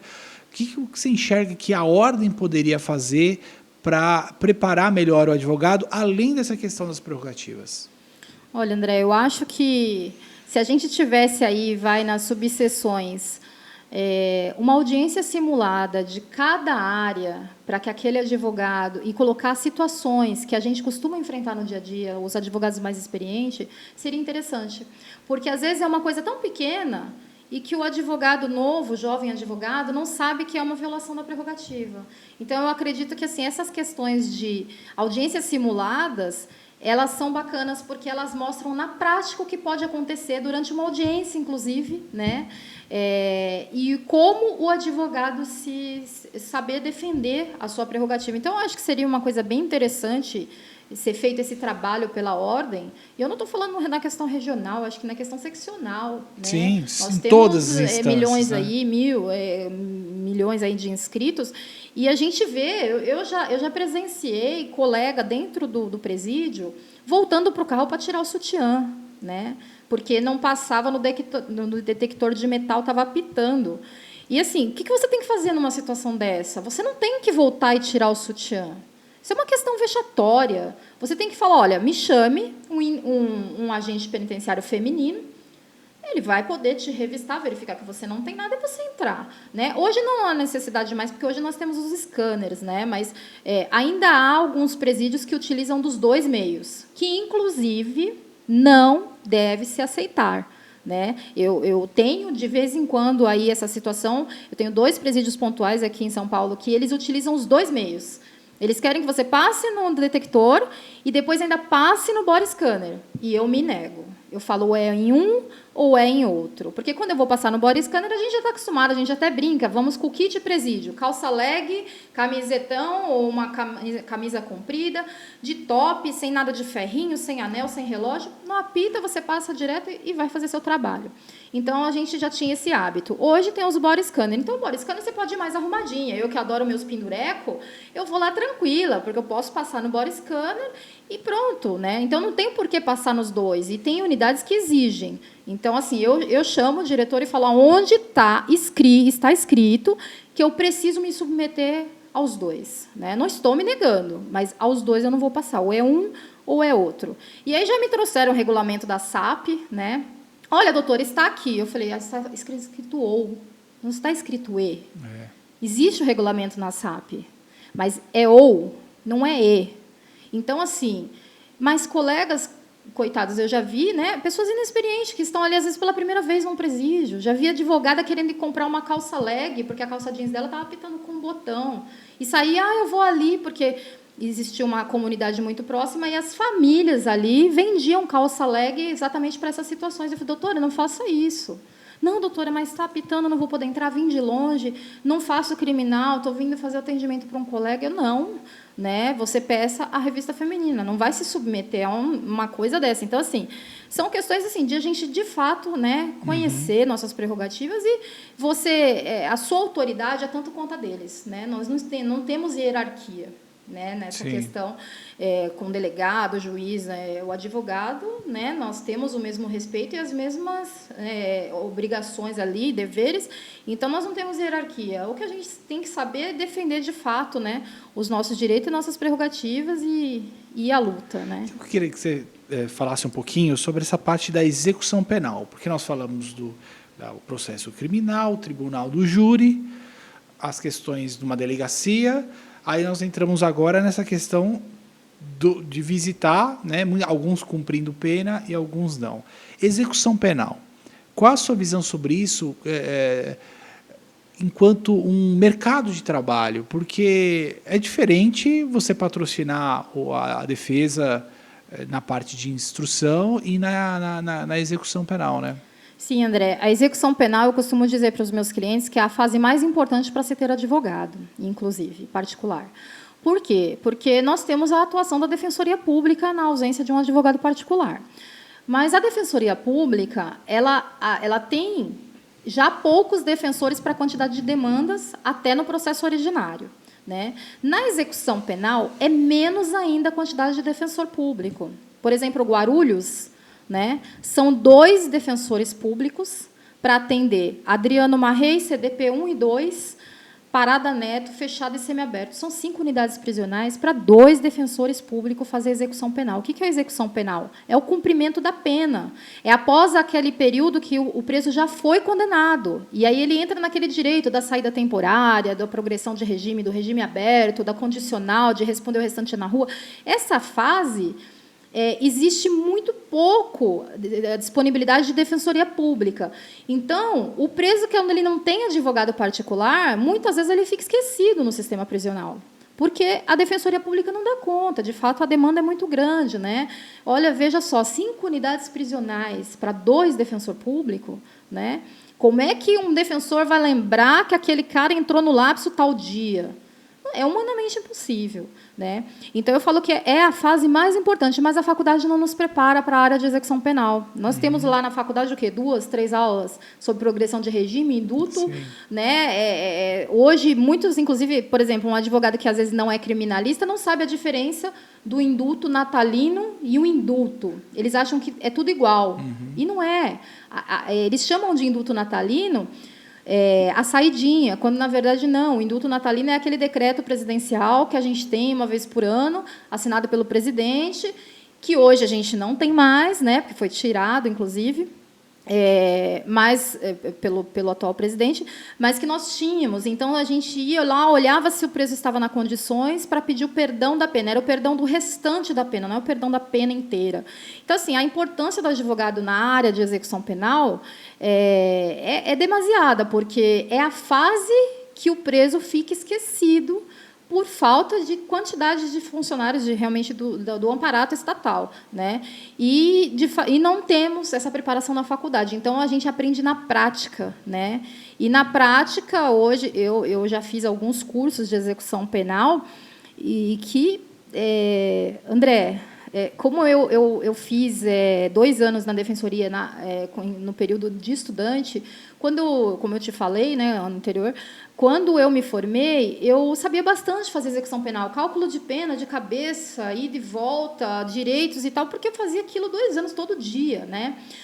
Então, quando eu fui fazer a execução penal, para mim foi fácil porque eu já sabia. Mas, assim, para quem nunca fez, não é fácil, porque a gente não teve essa matéria na faculdade. E os cursos de execuções penais que nós temos hoje, eles não abordam, de fato, tudo o que precisa, porque a execução penal parece ser pouco, mas ela tem muito direito ali a ser utilizado, que você pode utilizar pelo seu cliente, inúmeras possibilidades de ver se ele já pode ir embora, ressocializar, já está pronto, se você souber, de fato, a execução penal bem. Se você souber ela mais ou menos, você vai deixar passar um direito que ele tinha e você não sabe. Então, assim, e eu vejo assim, poucos cursos bem qualificados na área de execução penal. Então, assim, não é fácil. A gente tem bem menos colegas que atuam na área de execução penal. Temos ótimos criminalistas que atuam na área de execução penal, sim, né? Diversos colegas, mas é muito menos do que na área do processo de conhecimento. E quem faz execução penal é aquele que solta. Sim, não é? Sim. Então, a área de execução penal, eu costumo dizer que ela é gloriosa. Por que ela é gloriosa? Porque, assim, você chega para fazer a execução penal de um preso, ele já está lá, já foi condenado, está cumprindo a pena, e aí ele fala, doutora, aquele advogado não fez nada por mim. Olha, peguei tudo isso de pena. E, poxa, o advogado trabalhou pra caramba na situação dele. Mas ele foi condenado. Então, ele não vai ter uma admiração tão grande por aquele advogado, porque ele foi condenado. O advogado não faz milagre, gente. A gente faz a defesa. A gente usa os viés que a gente tem. Mas a gente não tem como fazer milagre, né? A gente trabalha com provas em qualquer área do direito, né? Nossas provas são testemunhais. Raramente você tem prova testemunhal de fato. E no direito criminal não é permitido uma testemunha, por exemplo, para dizer ela é bonzinha, é meu vizinho, eu conheço, nunca... Não, os juízes hoje já dão até os despachos, que se for testemunha de fato... De antecedentes. De antecedentes, para juntar a declaração. Né? E testemunha ocular, na área criminal, é muito difícil. Então, assim, a gente, câmera, enfim, a gente usa todo esse aparato para usar como argumentos da defesa. Só que tem casos que não tem, né? Não existe esses amparatos. Então, a gente não tem como utilizar. E aí é onde você vai para a audiência realmente sem ter toda essa ferramenta, né? E a gente passa essa situação de que não tem ali realmente essa prova suficiente e aí essa primeira fase termina. Né? Tem muita gente que já deveria ter tido uma progressão de pena e está presa, muita gente que já devia estar solta mesmo e está presa, né? Sim, principalmente depois dessa questão do pacote anticrime, que ela modificou a nossa execução penal. E para quem não estuda diariamente essa área específica, às vezes nem sabe, né? Então, assim, o que acontece? Antigamente, antes dessa lei do pacote anticrime, por exemplo, a pessoa que era reincidente, por exemplo, o cara teve um roubo e aí depois ele teve um tráfico. O tráfico ele tem uma fração maior de cumprimento de pena porque ele é crime equiparado a hediondo, né? Então a progressão de pena dele ela é maior do que do crime, por exemplo, de roubo, de furto. E o que acontecia? Então, ele não tinha tido 2 tráficos, ele tinha tido um crime comum e um hediondo. Ele já entrava na lei, que a gente fala lei de 3/5, que é a fração de 3/5, que é a fração maior para a progressão de regime. A lei do pacote anticrime ela veio e disse, se não for idênticos os crimes, ele não pode ser na lei de 3/5. Então, aí esse réu ele vai cumprir 2/5 e não mais 3/5, porque ele é reincidente, mas ele é primário no crime hediondo, né? Então, o que acontece? Essa atualização, poxa, é recente, né? De 2019 para 2020, foi sancionada a legislação no início de 2020. Então, tem muito preso que está nessa situação, ele está num segundo crime, o segundo é hediondo, mas o primeiro não era, e ele está lá sob a égide da progressão em cima da fração de 3/5, porque ele não tem um advogado particular para verificar essa situação, e aí ele já passou muito tempo do direito da ressocialização, que é a progressão de regime, ela tem essa finalidade, né? Muita gente fala, tem que acabar com as saídas temporárias, tem que acabar... Gente, eu falo o seguinte... Quem está privado da liberdade, se você der a liberdade de volta de uma vez, ele não sabe o que fazer com ela. A pessoa não sabe. Então, você precisa dar progressivamente a liberdade. É para isso que existe a progressão de regime, é para isso que existe a saída temporária, para ver se ele está pronto para ganhar a liberdade definitiva. Que ele vai, fica um tempo na sociedade e retorna para a unidade. Então, ele vai tendo progressivamente o contato com a sociedade novamente. Essa é a função, inclusive, da progressão de regime, né, que é muito criticada por muitos que não sabem, mas a gente tem essa informação para passar, que é importante, inclusive, porque a sociedade que não entende, né, às vezes acha que isso tem que acabar, mas não, isso é necessário, né? Uhum. Então, de fato, muita gente às vezes o preso cumpre a pena inteira, né? Quando Sim. ele, na verdade, teria tido esse direito. E uma outra mazela também que nós temos é a inconsistência da justiça, não é? Sim. O que você acha aí com relação? Nós temos, inclusive, na execução penal, principalmente, o que acontece? O processo da pessoa, do réu, ele correu aqui na Barra Funda. Só que a execução penal ela anda com o preso. Tá? Então, assim, ele está preso aqui em Pinheiros, a execução penal dele é da Barra Funda. Ele foi preso para Sorocaba, a execução penal dele sai do Fórum da Barra Funda e vai para Sorocaba. Só que o entendimento do juiz da execução de Sorocaba é diferente de São Paulo. Então, ele acata determinadas teses de defesa que em São Paulo não acata, ou vice-versa. Então, eu já tive caso, por exemplo, de um irmão gêmeos, que eu fiz a execução penal, a progressão. Eles estavam no mesmo crime, eram gêmeos, eu fui condenada para fazer a progressão de regime dos dois. Só que eles foram separados, depois de um tempo que eles estavam no mesmo presídio, e um foi para a região da 018, de Araçatuba. E lá a progressão é muito complicada, porque lá eles pedem exame criminológico para todo tipo de crime. Aqui não, aqui é mais para os crimes com penas maiores ou de hediondos, né? Crimes mais graves. E o que aconteceu? Eu pedi a progressão dos dois juntos, né? Porque os dois estavam no lapso. O daqui de São Paulo progrediu, foi para o semiaberto. O de lá, o juiz negou e pediu exame criminológico. O daqui chegou na progressão do regime aberto, eu fiz, ele saiu, e o de lá ainda não tinha ido para o semiaberto, porque não passava no exame criminológico. E a mãe falava assim, por que você gosta mais de um? É porque um tem os olhos azuis e o outro não? Eu falava, gente, não, o pedido foi igual, não existe preferência. É o entendimento do juiz de lá. Então, a gente tem essa inconsistência e como você explicar para o cliente. Você vê a que ponto a mãe achava que eu gostava mais de um do que do outro, né? A gente, principalmente na execução penal, a gente tem muito. Mas, na verdade, até no geral, né? Mas na execução tem mais ainda, eu acredito. Mas hoje a gente até diz que cada vara tem o seu próprio código penal, né? Aí do entendimento daquele juiz, às vezes você já tem experiência, olha, esse juiz aqui não adianta jogar esse tipo de tese de defesa porque ele não acolhe, né? Ao mesmo tempo, na vara ao lado, aquele juiz acolhe, né? Então, essa inconsistência, né? Porque isso gera uma insegurança jurídica. Uma insegurança terrível, né? Sim. Porque tá uma injustiça com aquele que não está tendo o direito observado, né? Sim, sim. Aí é onde cabe aí nossa atuação, principalmente, aí, como eu falo, né, na sustentação oral, porque quando você vai entrar com um recurso, a importância da sustentação oral, né? Porque aí você vai tentar reverter essas situações utilizando da decisão que foi favorável como jurisprudência. Nós fazemos nossas jurisprudências, né? Essa é a verdade. Fala uma coisa, aquela questão do sapato vermelho foi antes do provimento da decisão do Conselho Federal de ostentação, né? Sim. Foi antes? Foi antes. Que agora não pode mais. Não pode mais, Kelly. Você não pode postar mais o seu sapato. Olha, é verdade. O pior é que o pessoal não sabe, mas eu vou contar um segredo. Gente, aquele sapato eu comprei no enjoei.com, tá? Porque foi um sapato que brilhou os meus olhos. A pessoa tinha usado uma vez, apertou e machucou. Ela colocou à venda e eu comprei aquele sapato. E tinha gente dizendo que meu cliente vendeu o rim para eu pagar o sapato, mas eu comprei na enjoei.com, né?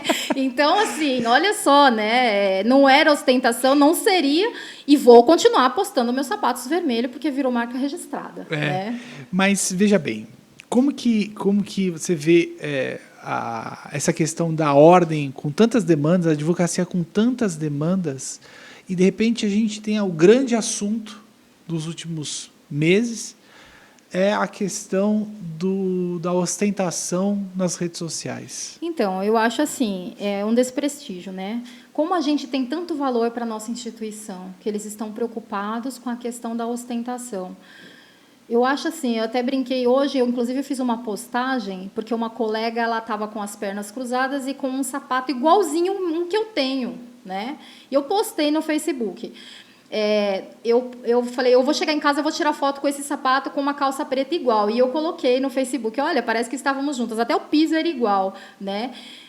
Isso é ostentar, né? É uma questão de comparação. A questão do sapato vermelho foi uma questão de demonstrar a questão da desigualdade, né? Ou, às vezes, como eu falei hoje com a doutora, a questão do sapato, nós mulheres, às vezes nós temos um par de calçado que a gente nunca usou, mas o prazer daquele dia, daquela compra, tirou nosso estresse, né? Então, assim, você postar que você comprou um sapato, que você ficou feliz que você comprou um relógio, a ordem estar preocupada com essa questão do advogado, quando, na verdade, a gente tem tanta questão que nós precisávamos, de fato, da nossa instituição, né, para nos acolher, para nos ajudar, né, tantos embates, tantas dificuldades que nós enfrentamos na advocacia, e a OAB estar preocupada com essa questão de ostentação, gente, né?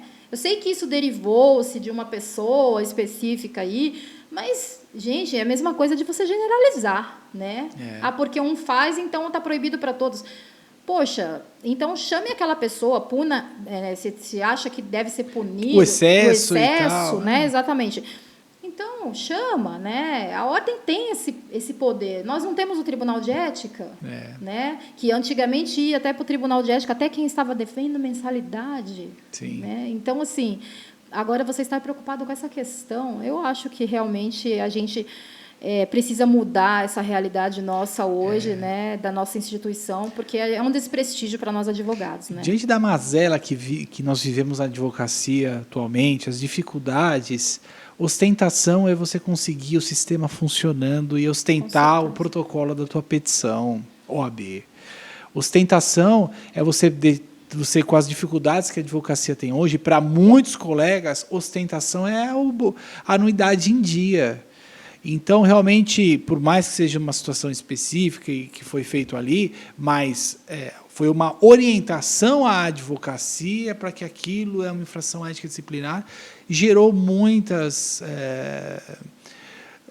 tristeza nos advogados, muita indignação. Indignação, essa é a palavra. E chama a atenção de quanto é importante a gente botar isso em discussão para a gente ver o que a OAB está representando hoje para a advocacia? O quanto ela é importante, necessária, o quanto ela ajuda e quanto ela não ajuda a advocacia, né? Sim, enquanto, da mesma forma que o povo fica indignado com seus governantes e querem mudança, a mesma forma nós advogados, né? Nós temos o nosso governante, entre aspas, porque nós temos a instituição gerida. Então, assim, se a gente vê que está nessa situação de calamidade, porque eu digo calamidade, a advocacia chegou na beira da calamidade para, né, sair uma regra dessas, né, com tantas coisas importantes que a ordem deveria se preocupar e que nós precisamos, inclusive, da instituição para resolver. E então o que a gente precisa? Nós precisamos ser a mudança, né? É nós, porque o povo não é ele que muda, o seu governante é a mesma coisa. Os advogados, nós precisamos ser a mudança da nossa instituição. E na sua visão como advogada militante, o que a ordem poderia te ajudar hoje para você poder advogar melhor? Olha, eu acredito que 90% dos advogados devem pensar a mesma coisa. Eu creio que se a ordem ajudasse na questão da anuidade, de diminuísse isso, os advogados já ajudaria muito, porque nós somos a instituição de anuidade mais cara, né? Da categoria de profissionais, a mais cara da OAB. Então, isso é uma das coisas que... Olha quantas pessoas inadimplentes nós temos, né? Inclusive, é um impedimento para voto. Então, assim, essa já é uma das grandes coisas que a OAB faria, era diminuir essa carga tributária do advogado. Da anuidade. E sim, da anuidade, que não deixa de ser um tributo, né, porque a gente paga, e nos devolver aquilo que a gente paga em serviços, né? A gente não tem. Qual o serviço que nós temos para dizer assim, olha, vale o quanto eu pago? Que justifique, nós não temos, né? Nós temos a CAASP, nós temos a ASP, nós temos a farmácia, mas não é de graça. É um pequeno desconto. Para o que em comparação ao que a gente paga, é muito pouco. Colônia de férias, nós temos? Tem uma lá. Tem uma que você não consegue ir. É meio que uma porque lenda, é uma né? única para milhões aí de advogado, né? É uma lenda. É uma lenda. E o pessoal não tem uma noção de quanto grande é a advocacia, né? Como eu já falei aqui outras vezes, existem mais advogados no Brasil do que no resto do mundo somado. Sim, sim. Né? Nós somos um exército. Então, isso tem consequências, né? A arrecadação... imagina, R$1.000 hoje uma anuidade da OAB e nós temos mais de 420 mil advogados e não é só o recebimento da ordem, não é só a anuidade. Sim, tem os já exames dizia de ordem. uma banda famosa de rock, somos um exército de um homem só e nós não podemos ser esse exército de um homem só. Né? Nós precisamos ser um exército de muitos homens, falando na forma genérica. Nós somos muitos, nós somos milhares. Então, a renovação, somos nós quem fazemos. E por que a advocacia não se une? É tão existe dividida. muito, né, essa questão de, poxa, mas advogado é um povo desunido. Ouvi esses dias, inclusive, essa questão. Mas advogado é um povo desunido. Gente, mas por que não se unir? Né? Por que você quer que o colega não tenha sucesso? Por que você quer que aquele colega... eu vou fazer uma parceria e vou passar a perna? Não, gente, a gente precisa se unir, porque unidos somos mais fortes, né? A advocacia precisa se unir. Eu acho que essa questão de politizar a nossa OAB é o que acaba tendo essa desunião, né? Aquele político de estimação, a OAB acabou que muitos advogados têm também os seus dirigentes de estimação. Eu acho que isso que precisa mudar, né? A gente não pode ter ninguém de estimação, a gente precisa buscar a renovação para a advocacia. E isso a gente precisa se unir, de fato. Eu quero que você deixe, a gente está encaminhando já para o final, eu queria que você deixasse 2 recados, e o primeiro é para a mulher, a advogada, que pretende ir para a esfera criminal. Muitas têm receio, têm dificuldade, acham que pode ser que não é uma área para as mulheres, e você que é uma advogada especialista, focada, que só faz o direito penal. Queria que você desse uma palavra para ela sobre como é isso, como que é ser uma advogada criminalista. Gente, eu sou suspeita, porque assim, eu amo a advocacia criminal e eu não vejo colegas como concorrentes, porque eu até digo que bandido tem para todo mundo, né? Não precisa brigar. Infelizmente, né, nós temos uma sociedade que temos muito, né, e tem trabalho para todo mundo. Então, assim, eu incentivo que as pessoas venham para a área criminal. A gente precisa aumentar esse exército de criminalistas. A mulher não indifere em nada do homem na advocacia criminal. Nós não somos mais fracas. A mulher já demonstrou que ela tem tanto poder quanto o homem para chegar onde ela quer. Basta ter determinação. E não precisa ter medo da área criminal. Se você trabalhar com transparência, você vai ter uma carreira promissora, da mesma forma se for um homem, né? Não precisa ter medo da autoridade policial. Se ele falar alto, você fala bem baixinho, porque ele vai ter vergonha de estar falando alto com uma mulher. Então, é assim que a gente vai para cima. Não é fazer escândalo, gritar, olha, eu sou mulher, me respeita. Não, olha, o senhor tem, eu até brinco, né, que eu fiz muitos amigos nas delegacias, DHPP, eu tenho um monte de amigos da área policial, delegados, amigos meus, promotores de justiça, enfim, a gente faz amigos nesse período e que começou querendo ser meu inimigo, né? Sendo truculento. Você sabe qual é o meu jeitinho? Você tem certeza que você vai falar assim comigo? Eu sou advogada, eu sou mulher, você tem certeza que eu mereço esse tratamento? Acabou. A pessoa vai falar, não, doutora, desculpa, vai ficar sem jeito, se estiver na frente de outros, então... Não, doutora, né? Não, imagina, olha, vem cá, não. Depois você termina, olha, pega meu WhatsApp, se precisar de alguma coisa, a gente vira amigos. Então, assim, não tem o porquê ter medo, não tem o porquê assustar, né? A área criminal, ela abraça a mulher e o homem. É um mito de que, para a mulher, presídio só tem homens. E daí, né? E daí você lá está como profissional. Esquece lá dentro. Eu falo, gente, esquece que eu sou mulher aqui dentro, eu sou advogada. Advogada ou advogado, nós somos advogados. Então, é indiferente para mim ser homem ou mulher aqui dentro. O meu tratamento tem que ser igual ao do doutor, vai ser assim e tem que ser assim. Né? E para o preso, porque é homem, eu tenho medo, porque... Não, gente, ali você está exercendo a sua função de advogado, indiferente se você é mulher ou homem. Não tem que se constranger ou ter medo, né? Ou a mulher é sexo frágil, a mulher é mais sensível. Isso já acabou, isso tá ultrapassado, né? A mulher hoje ela é forte, né? Então, assim, o meu recado é: venham para a área criminal, a gente abraça, a gente ajuda, a gente leva junto. É uma área onde cada dia a gente escreve um livro diferente, cada história que a gente ouve de um cliente, né? A gente tem uma função social mais do que defender o bandido, como as pessoas acham. Não, a gente tem uma função social, André, que eu acho legal, que eu faço parte da ressocialização do ser humano. Então, quando eu escuto o meu cliente que saiu, virou um empresário, tocou a vida para frente, nunca mais cometeu nenhum delito e fala, doutora, obrigado por aquelas palavras, é uma satisfação inenarrável, né? Você evitar um suicídio, você conversar com o preso, tirar aquela... Eu falo assim que o preso primário ele dá mais trabalho que o réu reincidente, porque o primário ele nunca caiu lá dentro, então quando ele cai ele entra em desespero. Já aconteceu de cliente meu estar à beira do suicídio, e com 3 horas que eu fiquei lá dentro sem relógio, porque como eu falei outro dia, eu entro sem relógio porque eu não tenho pressa. Quando eu entro lá dentro, o meu tempo é do meu cliente. E você, com 3 horas de conversa ali, eu evitei talvez uma desgraça, uma tragédia. Inclusive, assim, você mudar certas situações e falar, poxa, eu contribuí para a sociedade. Eu não estou defendendo um bandido, eu estou contribuindo para a sociedade para que aquele cara não saia pior, né? Então, gente, é uma área linda, sou suspeita a falar, né? Sim. Já fiz uma única vez civil na minha vida, André. Uma única vez. É mesmo? Conta como que foi essa experiência.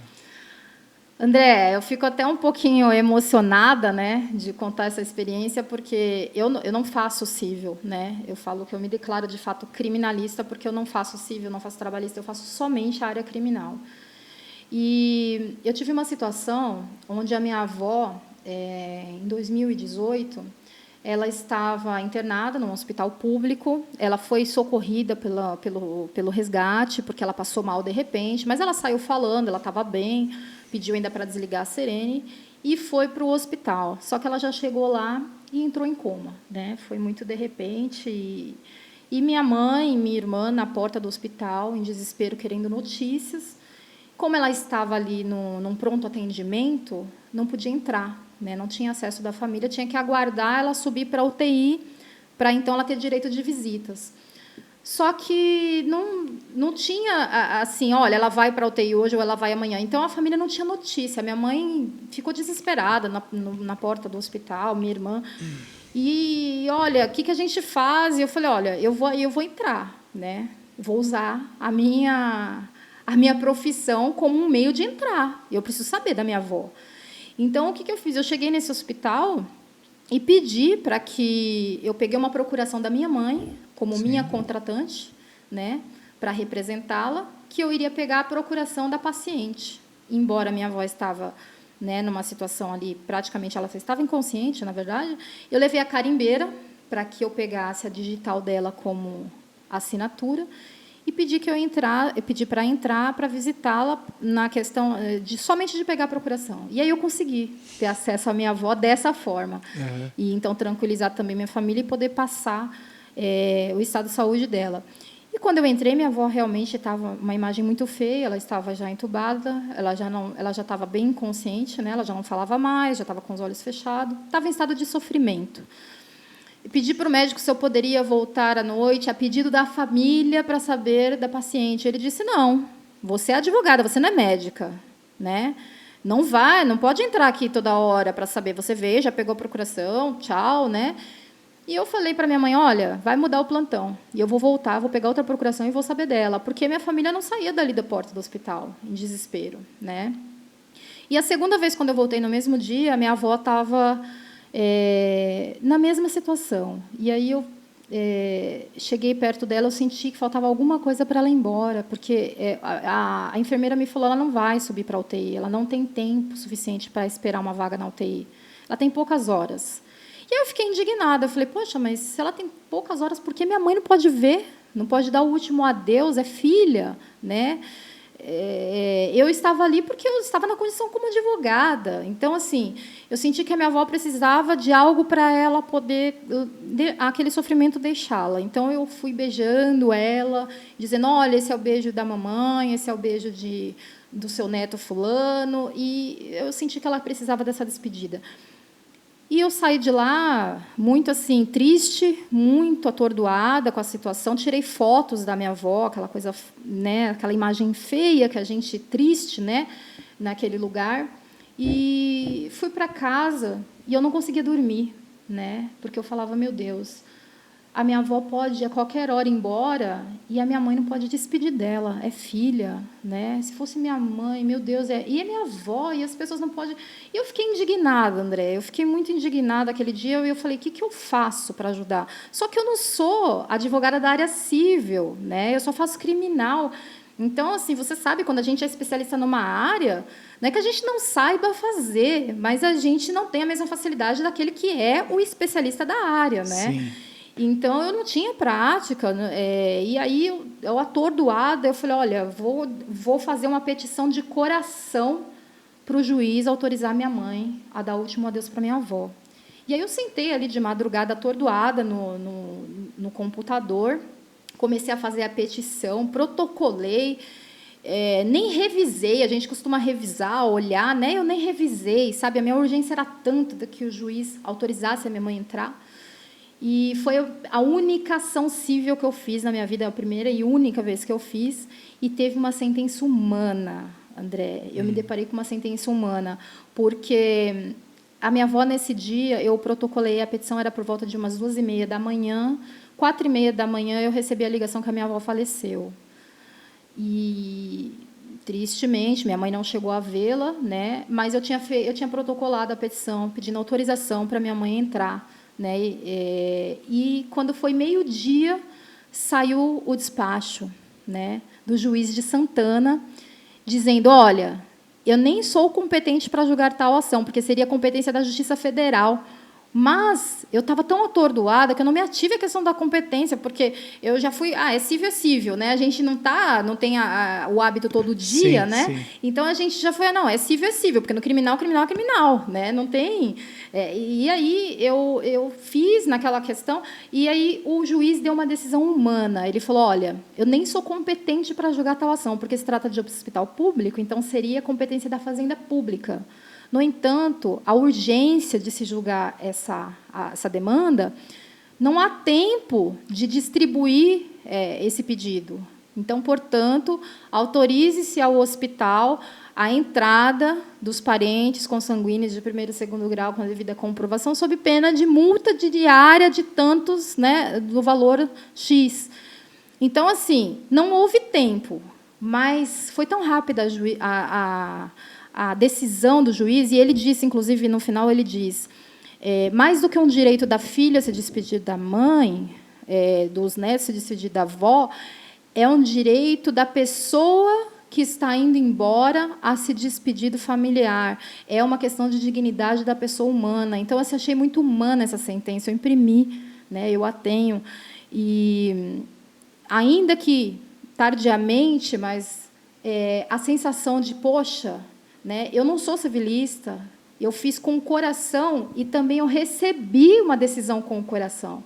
Humanidade naquela decisão. Então, foi a única vez que eu fiz uma ação cível, mas que eu me sinto vitoriosa, porque, pelo menos, aquele hospital, da próxima vez, eu tenho certeza, porque ele chegou a ser intimado dessa decisão, e depois eu ingressei, quando eu fui intimada, também informando que, né, já tinha perdido o objeto da ação, porque havia ocorrido óbito, mas eu creio que, numa segunda situação, o hospital vai pensar, olha, a gente já teve uma situação assim, então nós não podemos, porque era uma situação de fato, de exceção, né? Embora ela estivesse ali num pronto atendimento, ela tinha poucas horas de vida, então deveria ser aberta uma exceção.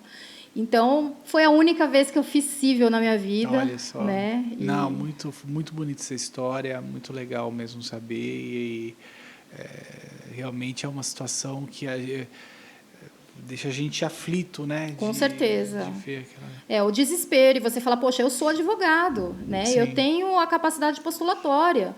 Então, eu preciso fazer algo. Né? Não, e essa sua perspicácia de usar a procuração para conseguir sim, entrar... a gente sabia... Né? Eu não entendo de medicina, mas o médico também não vai entender de direito. Então, ele não vai me impedir, porque, olha, é uma procuração que eu preciso pegar da pessoa. Né? E eu estou acostumada com clientes analfabetos que não podem assinar, e é a impressão digital. Eu falei, no caso da minha avó, eles vão dizer, não pode assinar. Então, eu já levei a carimbeira, né? E eu peguei, eu tenho a procuração guardada, com o dedinho dela, né? As duas, porque eu voltei depois à noite para poder ver minha avó usando dessa artimanha novamente. Mas não foi ilegal, né? Não, porque foi assim, no ato de fato ali, desespero, de querer ter uma notícia daquele nosso ente querido. Você requereu. Sim. Eles deferiram. Inclusive com procuração assinada pelo familiar. Né? Eles deferiram. Sim, exatamente. Que aquela procuração que absurdamente não teria validade nenhuma, mas não era direcionada, não foi usada a procuração. Né? Inclusive, eu protocolei no pedido de autorização para o juiz, quando eu fiz, na ocasião, eu protocolei tanto a procuração que eu peguei da minha avó, as fotos dela, na situação que estava, e a procuração da minha mãe, e informei que eu só tinha conseguido entrar porque teria utilizado esse argumento para ter acesso ao paciente. Entendi. Então, assim, o poder da argumentação do advogado. Né?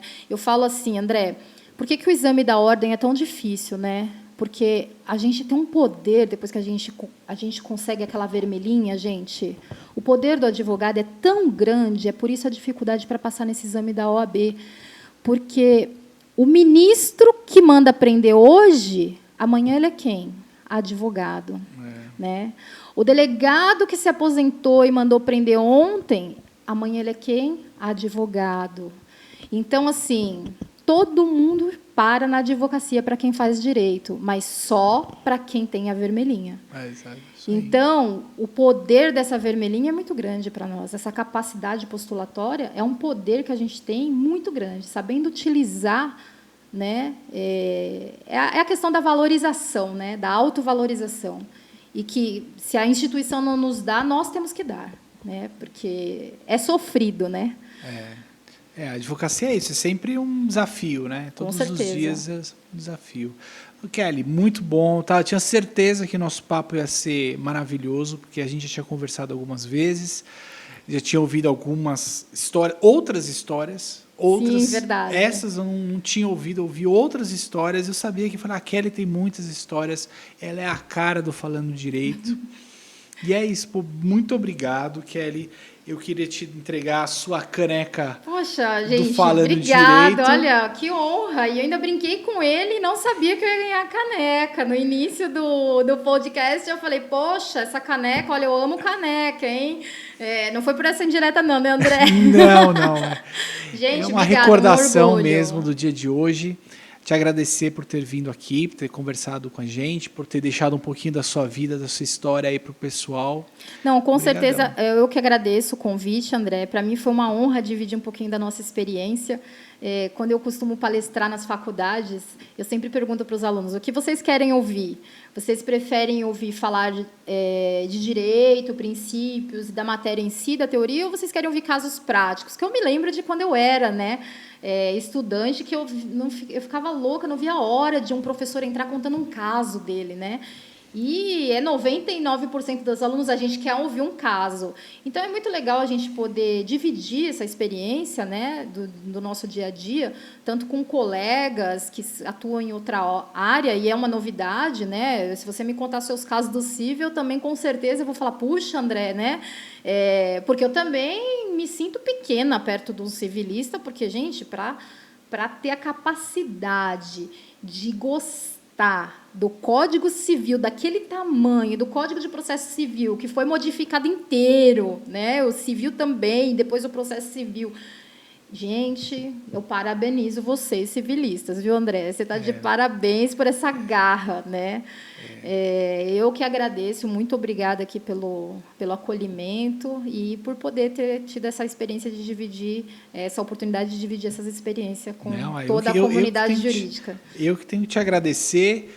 E é isso, vamos finalizando o nosso Falando Direito de hoje. Não se esqueça de inscrever aqui no canal, mas é assim, toda segunda-feira, às 8 da noite, você tem um encontro com a gente. Aproveitando também a oportunidade para que você assista os outros episódios, que são sempre histórias tão boas quanto a gente ouviu da Kelly hoje. Tá bom? Até a próxima, até semana que vem.